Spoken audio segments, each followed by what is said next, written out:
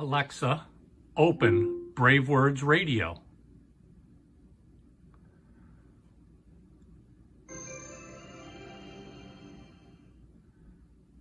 Welcome back to BraveWords Radio. Brought to you by Vox Protocol, the global leader in voice app entertainment. BraveWords Radio is an awesome musical extension of BraveWords.com, where we have been waving the flag of hard rock and heavy metal around the world for over 30 years. Since you have been here before, we hope you enjoy BraveWords Radio.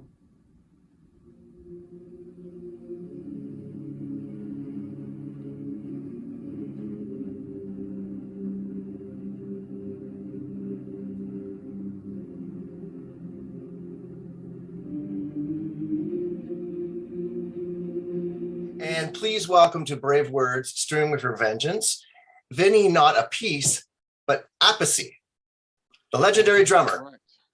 And how often Thank does you. that get screwed up? Oh, all the time. It gets screwed up all the time. But hey, it keeps people talking. How do you pronounce your name? You know, it's always something like that, you know.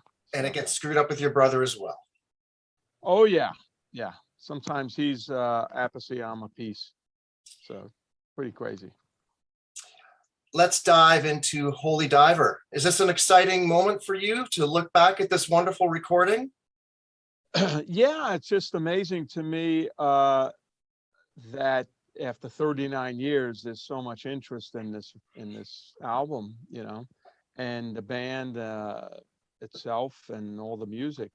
So this is a big event, you know. They're doing actually a party tomorrow in Hollywood for the release of the remixed and remastered Holy Diver, and then it's coming up on Ronnie's 80th birthday, which is incredible.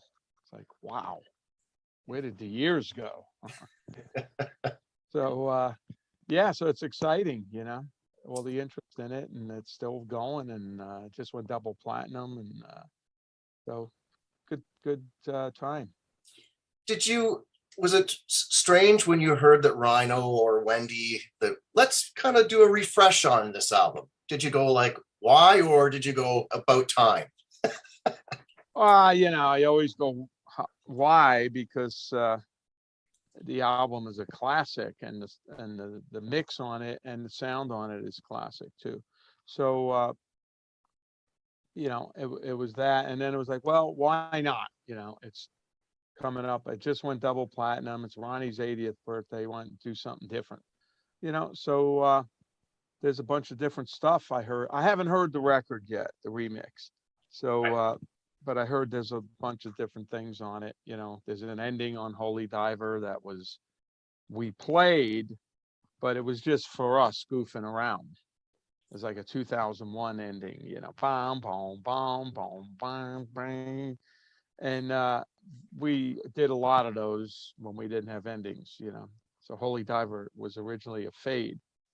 And so that's on there. Then I heard there was, somebody said there's some outtakes and different things on there. So I'm interested to hear this, you know. It's definitely a treasure trove. How do you think the album has aged over time, though, in your head? You know what? And when I hear some of the songs, it's still there. It's got the fire and the performance and the sound. And I think it's held up so well over the years, and new generations have been, you know, being happening, and they're checking it out, and it's like got a life of its own. We never thought it would last this long, you know. Yeah, for sure. Well, really, was that the feeling when you guys finished the record? Like, is this like going to be the only one?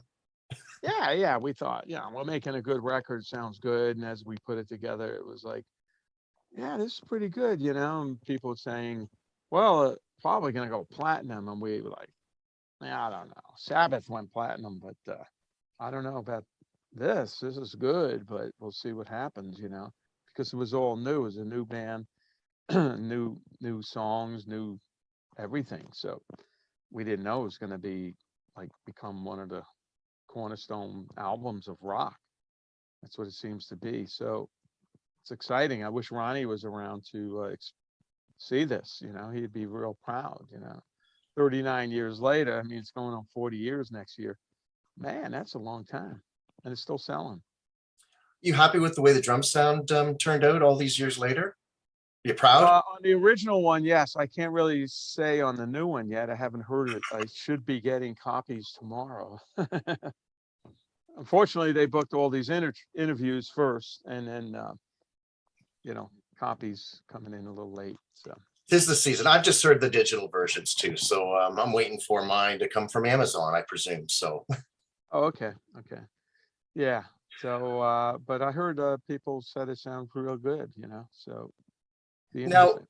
reminiscing, what are some of like the pull at your heartstrings moments when you kind of look back on that era and that first record, and the fact that Ronnie's gone, but like stuff that's like, wow, it really hits you hard and deep.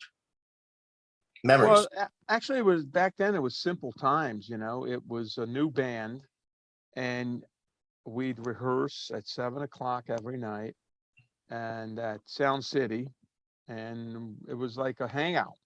Every night we went there 7 o'clock and had some fun, and we kind of destroyed Sound City, with doing crazy stuff there. Yeah, and people would come over, hang out. We'd jam, we'd record stuff. It was a great time. It was very simple. And now when you look back, you go, that was just one of those windows of great writing and great playing, a great time.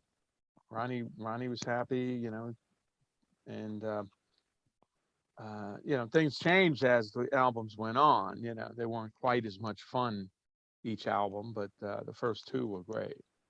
So and that shows in the music and reflection in the music, and even the record sales. You could tell it's a great vibe on the record. We were having fun. Holy Diver was like, we were ready to kick ass all the time. And the controversial cover as well. It kind of made you guys even more badasses in a good way. Yeah. The cover at that time was like, oh my God, what's this? A priest on the cover being drowned by Murray. Ronnie named him Murray. And Ronnie said, well, that's not exactly what it means. It means something else. It means what you want it to mean, really. Right. But the colors in it and the artwork's is classic cover, even just the colors are beautiful. I can't recall the name of the artist, but man, what a great job. I think that's on par with the Heaven and Hell album cover with the angels smoking and stuff. Yeah, the smoking, yes, yeah, absolutely classic. No, I love it. Just like taking a step back and leaving Sabbath to do this thing, that must have been a bold move. Was it your idea? Was it Ronnie's? Was it, let's just do our own thing? Well, it was Ronnie's idea because Ronnie had a solo deal during Sabbath, and so he had that deal, and originally it was intended to do a solo album, with a whole bunch of musician friends and different people playing on songs, and I would have played on it and all that stuff. But then things got a little crazy with Sabbath, business-wise, and they weren't seeing eye to eye. Not me. I was the new kid on the block. And Ronnie decided, I'm going to leave the band, and I'm going to use that record deal to form a new band. And we went to the Rainbow one night in Hollywood, the hangout. And he said, sitting at a table, hey, I'm going to leave the band and form a new band. I'd like you to join me in doing this. And I went, wow, okay, interesting. So I could have stayed with Sabbath, So I just thought Ronnie and I got along really good. We're both Italian. We live close together. We were on the same page. This might be fun putting a new band together. How exciting, with the greatest singer, in rock, and how could we miss?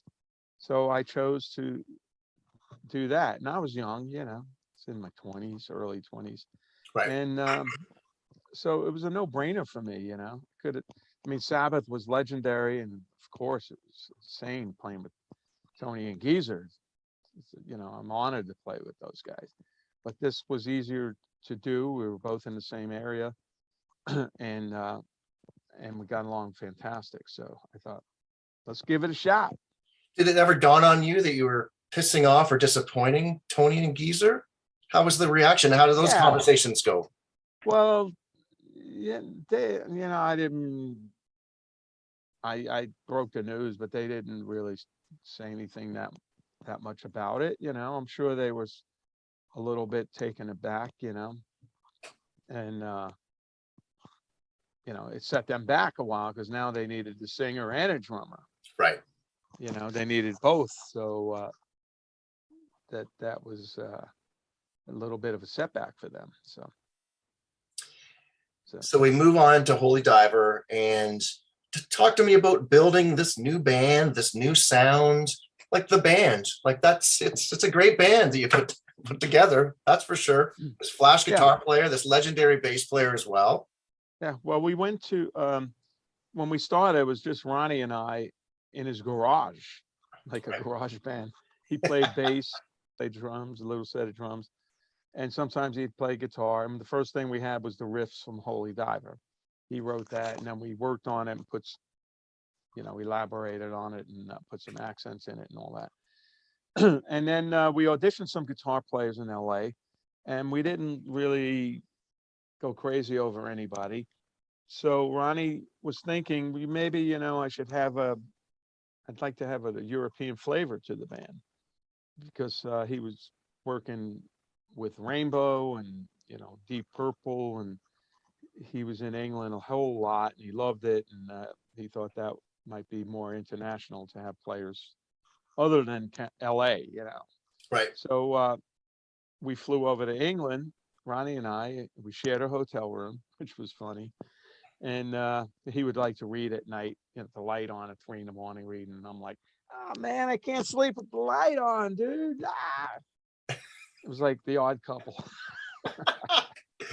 Too funny. But we still got along good, of course. And so we went out to some clubs to see some bands. And the plan was to wait for Jimmy Bain to come back.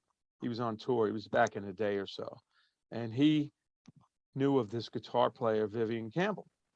And so Jimmy came back. He called Viv's house at 2 a.m, woke his parents up. And we spoke to Viv, and we booked the flight, and Viv came to London the next day. Jimmy was already in London, and we got together at rehearsal place, and we jammed and just played for an hour or two, recorded everything on a little cassette player, and everything went great. It was really cool. It was like a magic there. And then Ronnie and I went back to the hotel that night, probably after an Indian meal, because we all loved Indian food, and listened to the tape and went, wow, Vivian's unbelievable. Solos are nice, really tasty stuff, and it's kicking ass. So, and Jimmy wasn't originally in the plans, but Jimmy just went along with it. Ronnie didn't say, well, we'll get Jimmy in the band. Jimmy was just the go-between between Viv and us, and but he worked out, he just fit right in, and Ronnie knew him and from Rainbow days, and it was like, okay, Jimmy's in. So we had a band.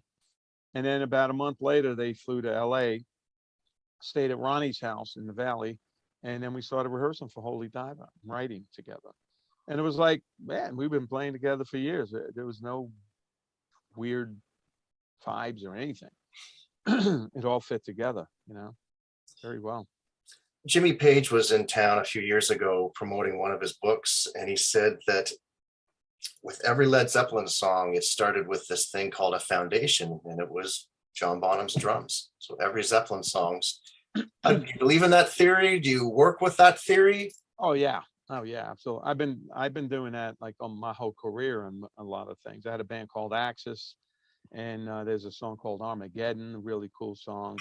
And it's really based on this drum feel that I had, this beat pattern. And a lot of times,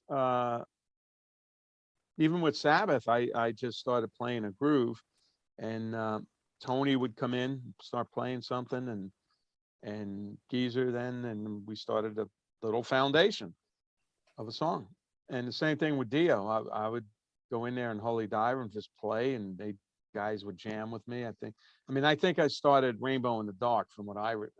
And that's why there's a weird chord in the beginning, because when I counted it off, damn, we happened to hit the right same chord. And I just started playing, and we started jamming that. So it does start with the drums. With both bands, Sabbath and Dio, nothing was ever brought in. Like, I have this song.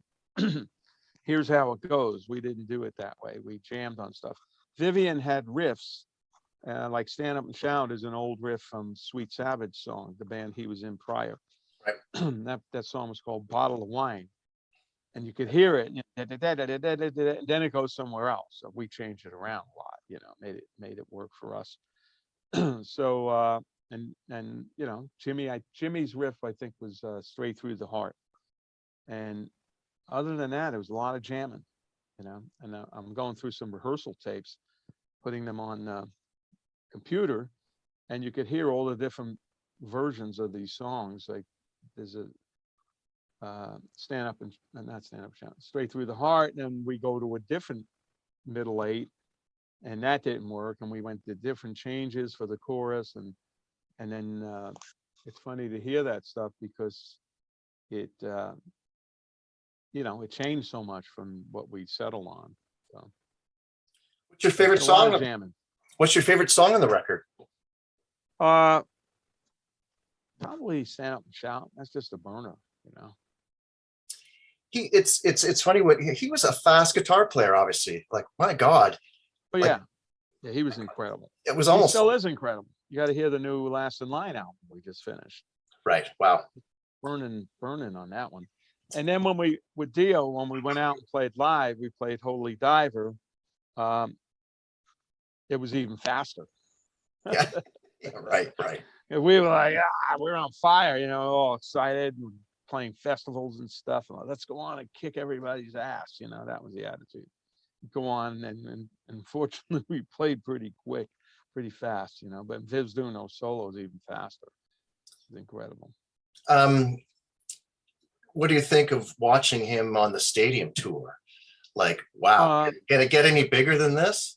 No, I know, that's incredible. I mean, I've experienced the stadiums and the arenas and all that stuff in my career, but not for a very long time.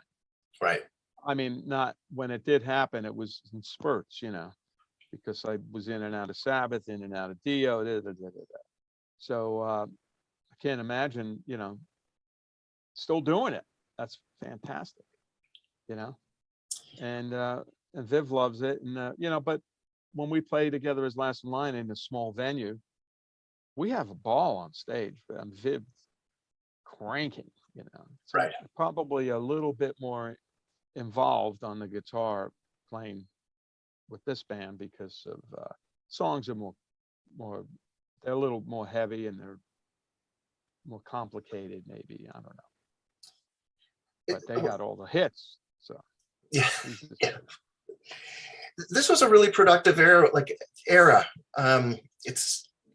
That sounds really strange. I think the late 70s, early 80s, you know what I mean? Metal just started to come into form. Did you follow what Sabbath was going to do after you guys left? Did you follow Ozzy's solo career? There's some great fucking records that came out when everyone separated. Yeah, I didn't really follow Sabbath, I'm the type of musician, like, okay, we're done. All right, that's done. What are we doing next? And stuff like that. Of course, I heard the stuff, but I didn't really follow it. Ozzy, I heard more because he had more hip records, and it was easy to hear his stuff, being played. And Ozzy was fantastic. Some of the albums that came out were great, and so was Sabbath. So, but I didn't, sit down and go, "Oh, what's Tony Geezer doing?" Wasn't like that. But then you guys came back together. Wendy contacted me and said, "We got this brand new project, and can you support this thing?" And dude, I'll never forget being at Vakken with 100,000 metalheads, and Children of the Sea comes on, and I'm like, "Oh my God, this is like just." how was that era? How was kind of reuniting with those guys and making a great record and feeding the fans? You really made a lot of fans happy. Yeah, well, it started with that album, the Dio Years. Rhino wanted to put out Dio Years Black Sabbath album, and then they were able to pull together asking the band to do 3 new songs, you know. And that started with Bill Ward, and it was taking a long time with Bill. I love Bill; it's one of my heroes, but it just wasn't working out. And then they called me, went in, and we did it, you know. And that started like, oh, this is fun again, you know. Wow, why don't we do a tour? And then the tour led to another tour, which led to an album, and that's the way it built up. So once we got together, it was like it never ended, you know. We were all, you know, hanging out together and having a laugh, and playing together was the same, you know. So it wasn't weird at all when we first got back together. It was felt natural, you know. So Do you have much contact with Tony and Geezer these days? here and there, Tony via email once in a while, and Geezer the same thing, you know. And I see what Geezer posts on social media. He wants to retire. He's got a book coming out. God bless him. Those guys, you know, I mean, come on. They started all this stuff. But you were part of it. It's you want to look at your resume, and it's, my gosh, it's really jaw dropping. Yeah, I mean, I was lucky enough to play on with these guys, which are legends, Tony Geezer and Ronnie, and then create this with Ronnie. So I was in the right place at the right time, and it was my kind of thing, you know. I didn't, this is the way I played. Luckily, nobody told me what to play. In Sabbath, when I first joined, I tried to mimic Bill somewhat and then put my style in. Then when we did the first album, Mob Rules, that was me. So nobody told me what to play or not to play. So I was able to, my personality was able to come out on the way I played the drums, and I do fills in weird places, I was told. To me, it sounds natural. And same with Dio. Ronnie never once said, you know, don't play like that thing you're playing, or he, if you listen to Holy Diver, I'm playing over his vocal line. He's singing and I'm playing a fill in the middle of the verse and shit, you know. And he never said, oh man, don't play over my vocal line, it's getting in the way. Never said that. You know, we'd kick each other in the ass. He'd inspire me, and I'd inspired him with the way I was playing, you know. So that was great. It's just like John Bonham, like you said. Now, John Bonham's a great drummer. What if he wasn't in Zeppelin? Zeppelin is a perfect showcase for John Bonham's drumming. Right. You know, I mean, what more do you want as that kind of, if you're that kind of drummer, than those kind of riffs and stuff? You know, just perfect for that stuff. Holes, got fills in there and all that stuff. So perfect vehicle. So I was kind of in the perfect vehicle as well. You know. You brought up one key album that you were on with Sabbath, and that's Mob Rules, and it is a really heavy-handed record. It's like it's like rhythm section, like Black Eyes. It is so right. It's both those records were incredible. I kind of lean towards the Mob Rules, but it's just, I asked Geezer the same thing. Man, did you purposely want it to be that heavy? Mm-hmm. Well, we didn't sit there and go, hey, let's be heavy. We just played together. You know, I listen a lot when I play with a band, and I tell a lot of young musicians, they go, well, what's important? I said, gotta listen, man. Listen to what's going on. Yeah, listen to how this guy plays and how he plays, and grab it, and you know, don't get in the way of the clash so much. Because Geezer's a busy bass player. He's not like Jimmy Bain laid down the foundations more simple. Geezer laid it down, but he was using more notes, which you know, incredible. And so I listened to him, and I just felt it, you know. And it was just, that's just naturally us, you know. But And you, and it's funny because Geezer never looks at you when you play. right? You know, everybody else I play with, even Tony comes over and goes, you know, I yeah. Geezer's like, the only time he looks is when the ending's coming up or there might be trouble ahead that we mess something up. But we just locked in, you know. I'd listen to him and then pump that bass drum with what he was doing, and then luckily we had the whole tour of Heaven and Hell. You know, I came in Sabbath right. halfway through Heaven and Hell tour, so I got to play with both of them and Ronnie live. How many gigs did we do? So that was perfect to then go on and make an album because we were locked in already. And I knew what to expect. I knew how they played. There's certain ways I would play hits, like a Mob Rules. You know, I made it more dark. Some even just, I know what I did, but it's hard to explain to people. Like even a in Mob Rules, I did it in a way that makes it sound Sabbathy after learning how to play with those guys. So. But you sound really hungry. It's like, I'm not letting this gig go. I'm like, right? You sound really fucking hungry. I know, but I still play like that. I play from the heart and the soul. You know, I'm like, if it's a great band like that, I'm ready to kick the hell out of it. And even now, I'm older now, but you know, I got some cool new licks and the fire's still burning. It's not out yet. For this music, you know, I don't play ballads. I don't play love songs. And one time when the internet started, I had a website that said, Vinny Appice, the loudest drummer in rock. I did it myself. And it said, no love songs, no ballads, no unplugged shit, no problem. And my brother Carmine would say, no work. I don't want that kind of work. That's really fun. I don't play that shit. That's a perfect segue because I had the honor of speaking to your brother. It was late last year, and I'll just talk about your relationship. Like, I just find it incredible that Vanilla Fudge had that massive hit. You know what I mean? When he was just a teenager. So why did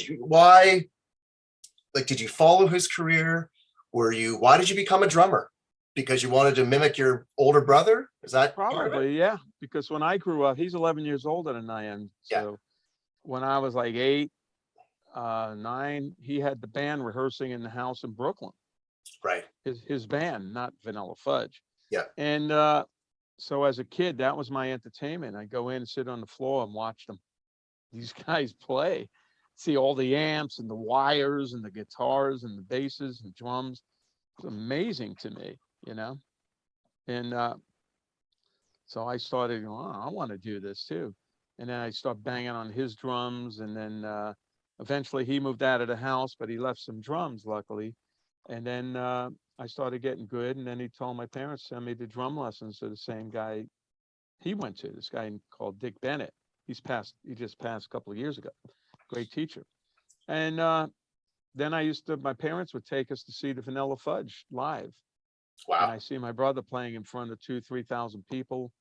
I never seen crowds like that I was like 10, 11 years old. I'm going to these shows. Like, oh my God, Carmine's taking a solo. I was like, I was more nervous than he was.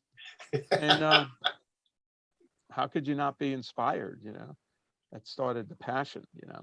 We had other drummers in the family too, like cousins and same last name and stuff, but their parents weren't that supportive, you know. They wanted them to go to college so they could fall back on stuff. And we didn't do that. Carmine finished high school and he was playing. And then I was like mid high school and I quit because I was already playing with John Lennon, doing some work with John Lennon. I was like 16 years old and I knew I was going to play. So why waste time, you know? What was one key influence back then that's aside from, I guess, your brother, that's, you know what I mean? What was the first song you learned?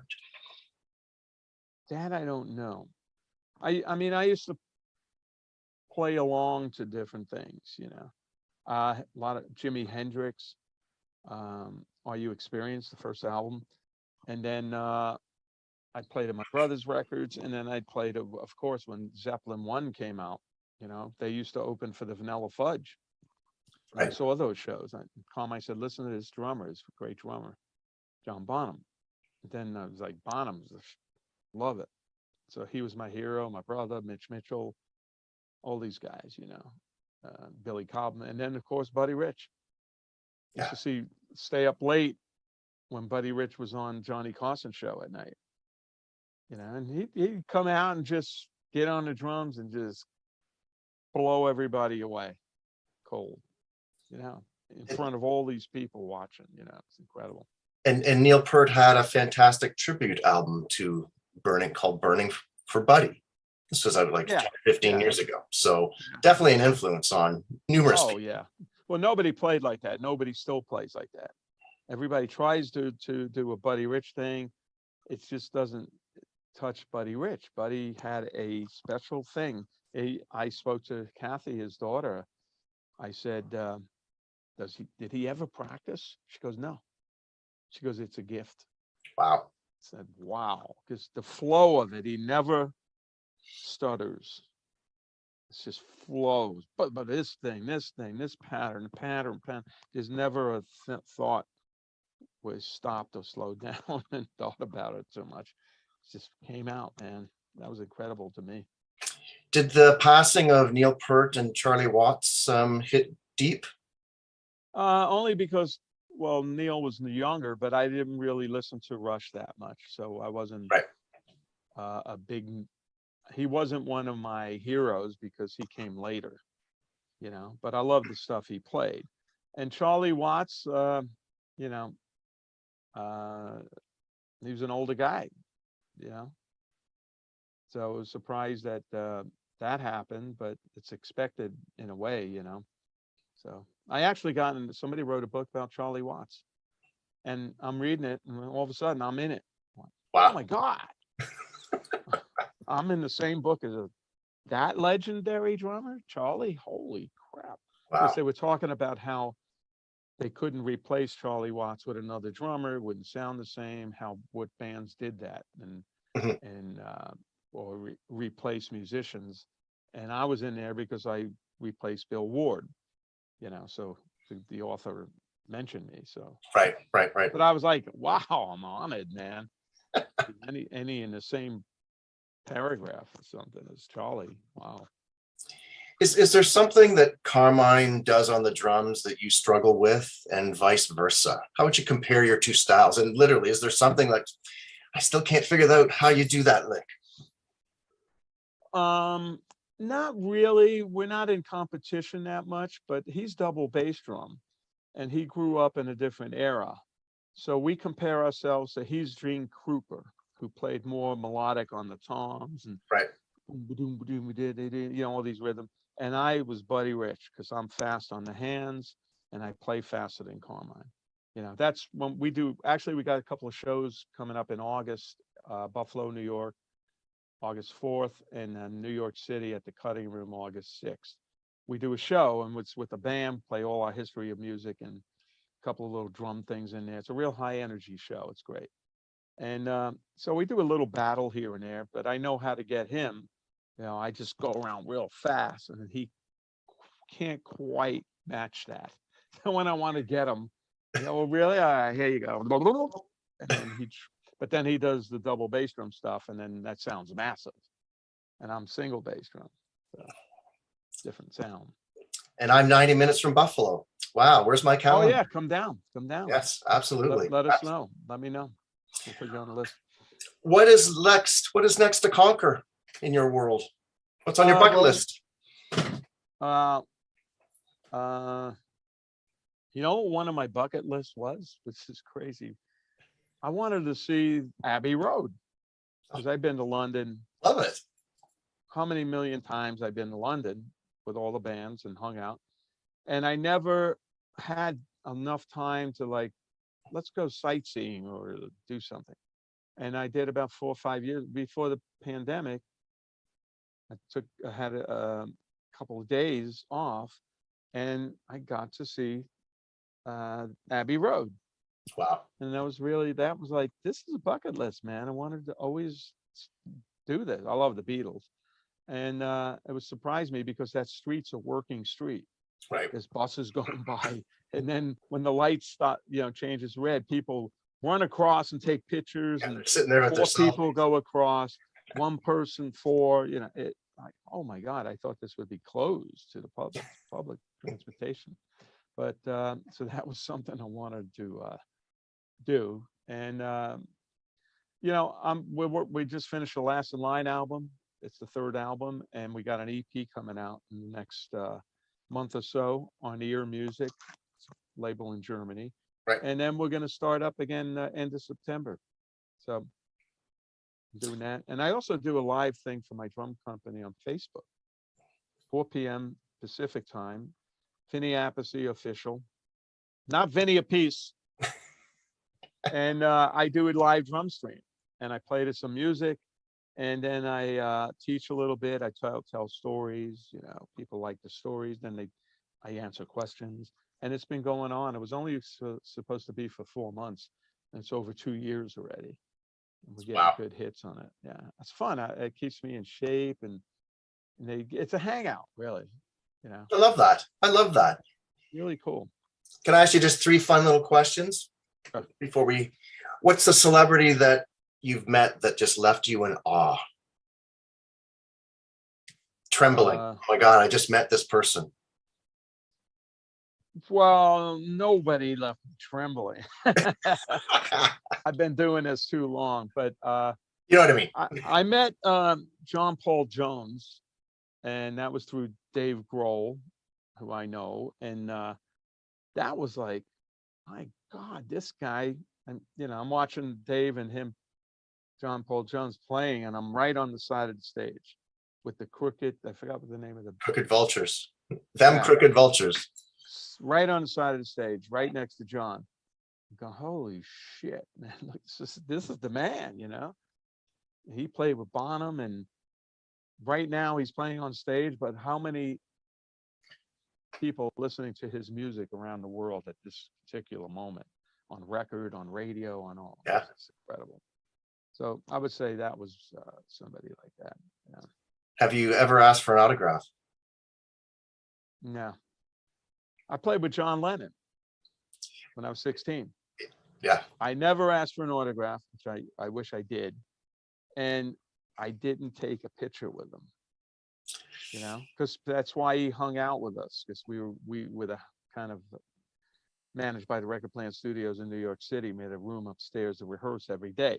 We were there all the time. And he used to come in, hang out with us. I smoked joints with him, and he felt safe there because we didn't meet him for the first time and go, hey, John, could I take a picture? Can you sign this? Because all of a sudden when you do that, he's working, Right. Like when I go hang out, we're relaxing, then people start going, if it's not a gig or something, they go, hey, can I take a picture? Sure, I understand that. You take pictures. But as soon as you start doing that, I'm sure a lot of musicians feel, oh, now I'm working. I'm on. I'm not just hanging with everybody. So we never did that to John. I used to come up all the time and hang, and we did a lot of stuff with him. So I wish I would have got that autograph. On Abbey Road. Well, on anything. On anything. On a napkin would have been fine. And cool. a fun, maybe a wiki. Is it true that you're the Mr. Practical Joker? Yeah. So was Tony Iommi. So okay, that's why we got along good. You played along to each other, right? Oh yeah. He was crazy. I mean, one time I remember I was in the arena, we were playing the arena somewhere. So I go in the bathroom, it's all tile and everything, and I'm in the bathroom. It's a big bathroom, and he throws like an M80 in there. It was so loud, literally scared the shit out of me. I went, you bastard. He's cracking up. And he's like a little kid sometimes.